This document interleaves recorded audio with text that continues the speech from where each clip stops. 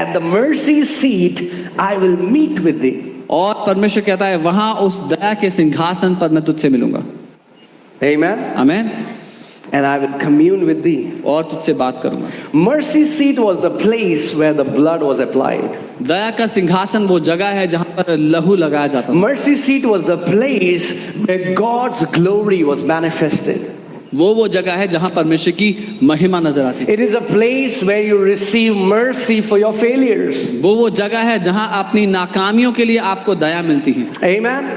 If you want to receive, अगर आप ग्रहण करना चाहते हैं, enjoy, आनंद लेना चाहते हैं and possess the full inheritance that belongs to you in Christ Jesus, it will only happen to you through the blood of Jesus. और कब्जा करना चाहते हैं उस पूरी विरासत पर जो यीशु में आपको दे दी गई, वो केवल यीशु के लहू के द्वारा ही हो पाएगा। And that's what religion has done. What happened is when they were believers who started to live holy, they started to live better than anyone else, their faith came on them rather than the blood.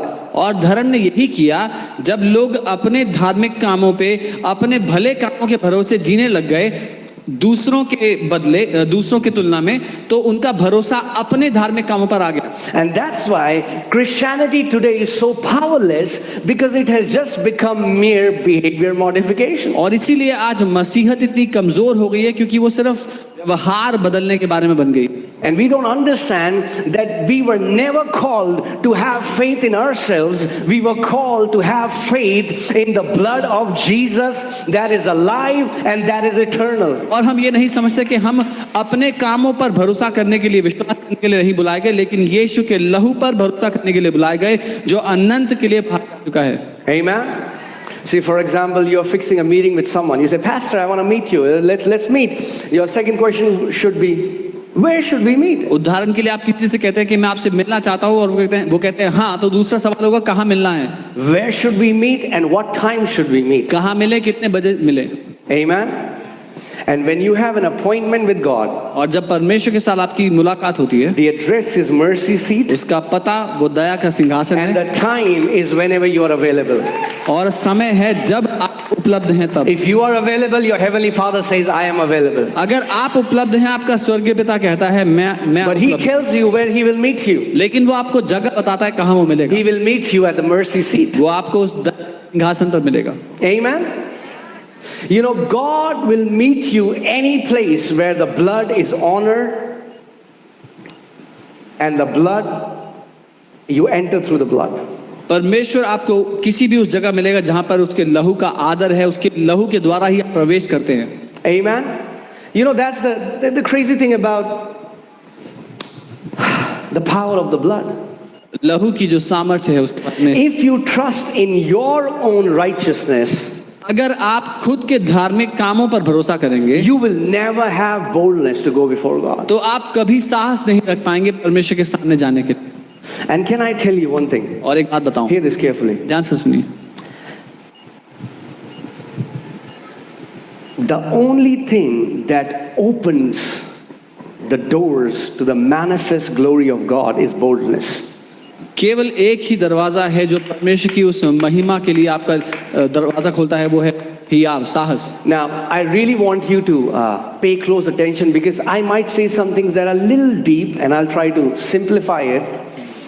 Last week, God showed me, you know, there is a mercy seat in our soul. There is a seat, a throne in our soul. मैं कुछ बातें कहूँगा जो बहुत गहरी हैं, लेकिन आप समझेंगे।